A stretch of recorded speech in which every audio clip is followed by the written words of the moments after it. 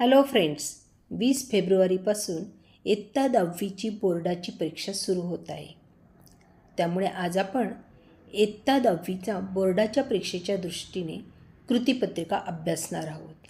इयत्ता 10वी विषय मराठी, गुण 80 आणि वेळ आहे 3 तास.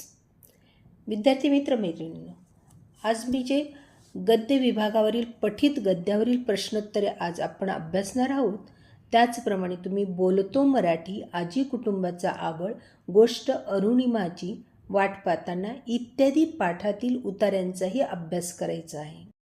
चला तर मग मुलांनो, कृती पहिली पाहूया. त्यातलं अ, उतार्याच्या आधारे सूचनेनुसार कृती करा. पहिलं आहे चौकटी पूर्ण करा. फुलाऐवजी कोके येतात ते झाड. चौकटीत लिहायचं आहे तुम्ही फणस. कोकिळाचे कूजन चालते ते झाड. आंबा. चौकटीत आंबा लिहायचं आहे. चैत्राची रूपरसगंधमय शोभा पूर्णत्वाला नेणारी पक्ष्यांची घरटी. पक्ष्यांच्या घरट्याचा रंग काळा कबरा. 2 गुणांसाठी आहेत हे 4 प्रश्नांची उत्तरं लिहायची तुम्हाला. पुढचा प्रश्न आहे, पुढील वाक्यांचा तुम्हाला समजलेला अर्थ लिहा 2 गुणांसाठी. ओ, काळी कबरी घरटी चित्रलिपीतली सुंदर विरामचिन्हे वाटतात. उत्तर, चैत्र महिन्यात आंब्या फणसाची झाडे लक्ष वेधून घेतात आणि निसर्गाची ही सुंदर चित्रलिपी पाहताना आपले मन पक्ष्यांच्या घरट्यांकडे वेधले जाते आणि आपण तेथेच रेंगाळतो आणि तेथून दूर जाऊच नये असे वाटते. आपण तेथे विराम घेतो, जणू काही ती काळी कबरी घरटी सुंदर विरामचिन्हेच होत. पुढचा प्रश्न आहे, माधुर्याचा हा थेंब अभिरुचीला पुरेसा वाटतो. उत्तर, निसर्गातील सौंदर्याचे रूप छोटेसे जरी असले तरी मनाला प्रफुल्लित करीत असते. चिमुकल्या रूपातला माधुर्याचा थेंब अभिरुचीसाठी पुरेसा असतो. पुढचा प्रश्न आहे, सहसंबंध लक्षात घेऊन उत्तरे लिहा 2 गुणांसाठी. फुगणे फुगीर, त्याप्रमाणे पसरणे पसरट, दरवळणे दरवळ, सांगणे सांगत. पुढचा आहे चौथं 2 गुणांसाठी, स्वमत अभिव्यक्ती. चैत्रातल्या पिंपळाच्या नवपालवीच्या रूपाचे सौंदर्य तुमच्या शब्दात लिहा. उत्तर, निसर्गात विविध रंगांची फुले व झाडांना फुटलेली नवपालवी दिसताच चैत्र महिन्याची चाहूल लागत असते. चैत्र महिन्यात वसंत ऋतू ऐनभरात आलेला असतो. पिंपळाच्या झाडाला चमचमणारी गुलाबी पोपटी पानांची पालवी पाहून मन हरकून जात असते. नवपल्लवांच्या बहाराने डवरलेले पिंपळाचे झाड उन्हात झळाळू लागते. तेव्हा ते दृश्य डोळ्यात साठवता साठवता पानांची सळसळ ऐकत मनाला शांतता लाभत असते. झाडांच्या पानांची सळसळ हा शब्दप्रयोग पिंपळ पानांच्या सळसळीवरूनच रूढ झाला आहे. मनमोहक, विलोभनीय, रमणीय, आल्हाददायक, मनोरम, अतिसुंदर, रम्य, मनभावन अशी सर्व विशेषणे चैत्रातल्या पिंपळ पालवीला पाहिल्यावर मनात रुंजी घालतात. प्रश्न पहिला आ, उतार्याच्या आधारे सूचनेनुसार कृती करा. उतारा वाचायचा आहे तुम्ही. पहिलं आहे, महर्षी कर्वे यांना अपेक्षित असलेले स्वातंत्र्य प्रकार. 2 स्वातंत्र्य प्रकार सांगितले आहेत त्यांनी, राष्ट्रीय स्वातंत्र्य आणि संपूर्ण स्वातंत्र्य. पुढचा प्रश्न आहे, महर्षी कर्वे यांचे स्त्री स्वातंत्र्याबद्दलचे विचार. उत्तर, आपण गुलाम आहोत याचे स्त्रीला भान असले पाहिजे. स्त्रीने शिक्षण घेतलेच पाहिजे. 2 गुणांसाठी आहे.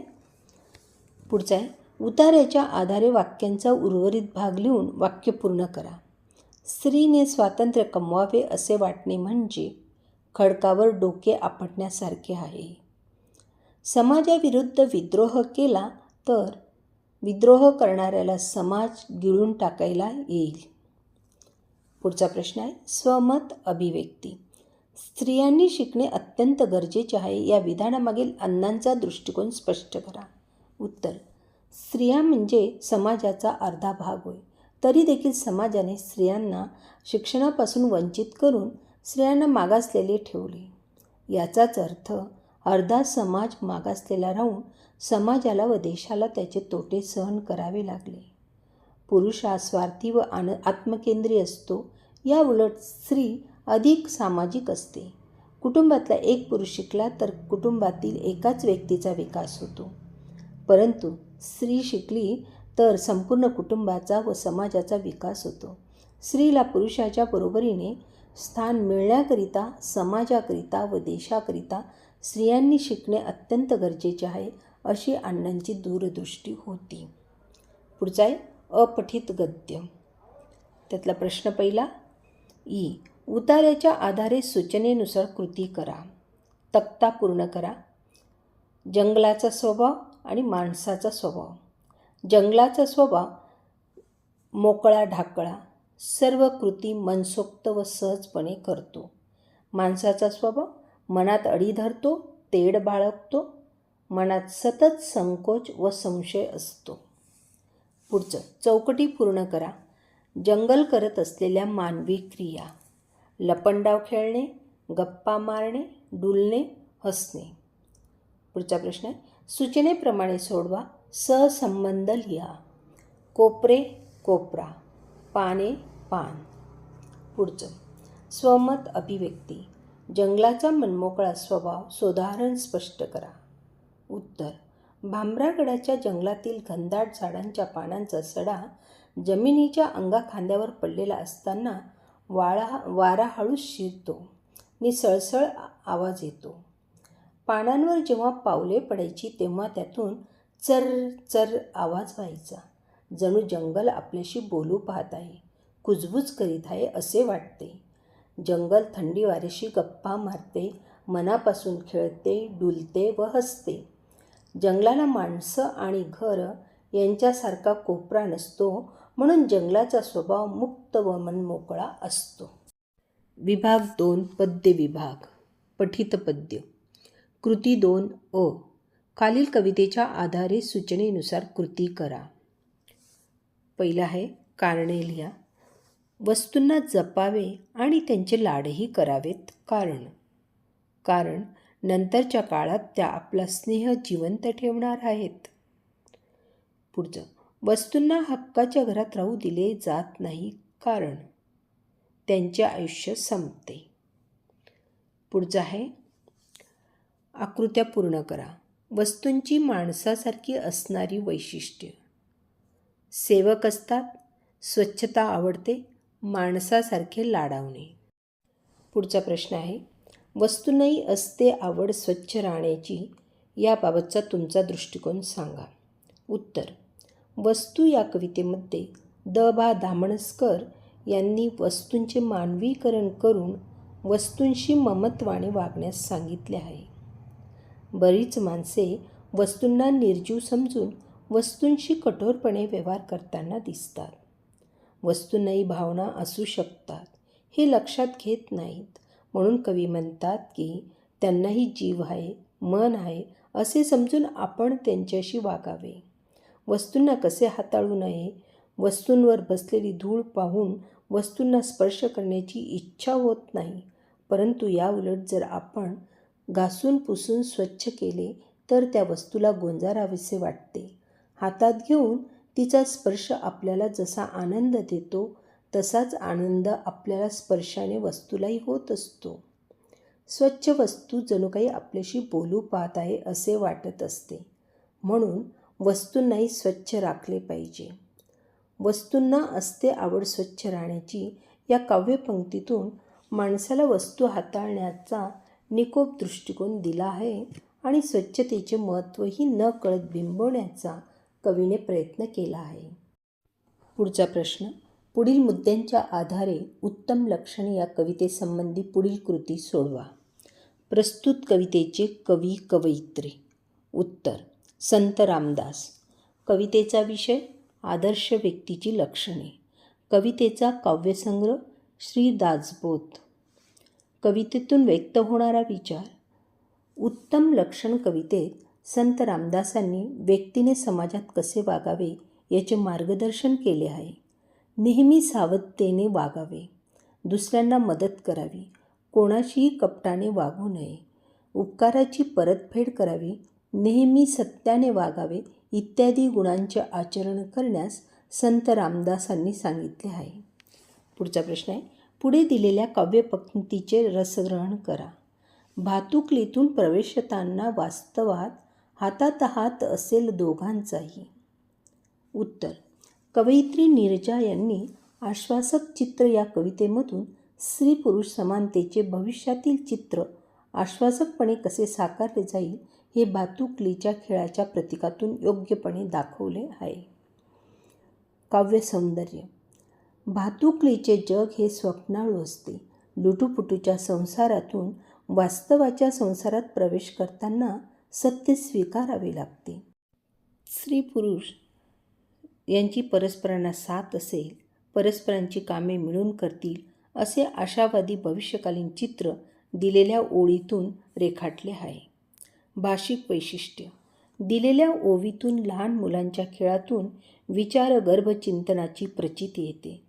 स्त्री पुरुष समानता मूल्य बिंबवण्याचा प्रयत्न तरल व साध्या सोप्या शब्दातून स्वप्न व सत्य यांची सांगड घातली आहे. विद्यार्थी मित्रमैत्रिणींनो, खोद आणखी थोडेसे, आश्वासक चित्र, आकाशी झेप घेरे, तू झालास मूक समाजाचा नायक इत्यादी कवितांचाही तुम्ही अभ्यास करायचा आहे. आता विभाग 3 पाहूया आपण. स्थूल वाचन. खालीलपैकी कोणत्याही 2 कृती सोडवा. 3 दिलेल्या आहेत, त्यापैकी 2 सोडवायच्या आहेत. माणुसकी पेरणे काळाची गरज या विधानाचा तुम्हाला कळलेला अर्थ लिहा. उत्तर, मातीत जसे बी पेरले तसे धान्य, वृक्ष व इतर वनस्पती जन्माला येतात. माती स्वतः ऊन, वारा, पाऊस या कशाचीही तमा न बाळगता बीजाची जोपासना करीत असते. बीजाला दुष्काळाची झळ पोचू नये म्हणून माती दुष्काळाशी सामना करते. मातीच्या प्रतीकातून कवी वीरा राठोड यांनी आजच्या समाजाचे चित्र रेखाटले आहे. आज समाजात भ्रष्टाचार, गरिबी, अंधश्रद्धा व इतर धर्मांध घटक यामुळे समाज विघातक कृत्ये वाढून माणुसकी लयाला जात आहे. आजच्या तंत्रज्ञानाच्या युगात माणसांवर चांगले संस्कार होऊन माणुसकी निर्माण होणे आवश्यक आहे. म्हणून माणुसकी पेरणे ही आजच्या काळाची गरज आहे. टीप लिहा. येडबंबू डब्बू गिरिजा कीर यांच्या बालकादंबरीतील विनोद. उत्तर, येडबंबू डब्बू या बालकादंबरीत आई डब्बूला सांगते, कुणाला दुःखी ठेवू नये, सर्वांवर प्रेम करावे. डब्बू आईने सांगितलेले लक्षात ठेवतो. ताईच्या साखरपुड्यात व्याह्यांना देण्यासाठी ठेवलेले मिठाईचे ताट डब्बू भिकाऱ्यांना वाटून टाकतो. भिकाऱ्यांना खूप आनंद होतो, पण घरातली सर्व मोठी माणसे डब्बूवर कातावतात. आईचा उद्देश डब्बूने शब्दशः पाळला. भिकारी म्हणजे माणसेच, त्यांना दुःखी का ठेवायचे असा व्यापक विचार जरी डब्बूने केला, परंतु घरातील मोठी माणसे संकुचित विचार करतात. समाजातील लोकांचे वागणे व बोलणे किती विसंगत असते. सर्वांशी प्रेमाने वागावे असे म्हणताना फक्त घरातली माणसे, नातेवाईक, शेजारी पाजारी व मित्रमंडळी यांच्यापुरताच विचार करतात. डब्बू स्वतःच्या वागणुकीतून समाजातली ही विसंगती दाखवून विनोद निर्मिती केली आहे. विद्यार्थी मित्रमैत्रिणींनो, इतर प्रश्न दिलेले आहेत स्क्रीनवर, तेही तुम्ही अभ्यासायचे आहेत, वाचायचे आहेत. पुढचं बघूया. विभाग 4 भाषाभ्यास. प्रश्न 4 अ. व्याकरण घटकांवर आधारित कृती. योग्य जोड्यात जुळवा. एका बाजूला सामासिक शब्द दिलेले आहेत आणि दुसऱ्या बाजूला समासाचे नाव दिले. तुम्हाला जोड्या लावायच्या आहेत. नीळकंठ, आईवडील, भाजीपाला, नवरात्र. समासाचे नाव दिले. इतरेतर द्वंद्व समास, द्विगु, कर्मधारे आणि समाहार द्वंद्व. तर नीळकंठ हा कर्मधारे समास आहे. आईवडील इतरेतर द्वंद्व समास, भाजीपाला समाहार द्वंद्व समास आणि नवरात्र द्विगु समास. पुढचा आहे शब्दसिद्धी. खालील तक्ता पूर्ण करा. बिनचूक, लाजाळू, मधाळ, प्रतिबिंब या 4 शब्दांमध्ये तुम्हाला प्रत्ययघटित शब्द लिहायचे आहेत आणि उपसर्ग घटित शब्द लिहायचे. तर लाजाळू आणि मधाळ हे काय प्रत्ययघटित शब्द आहेत.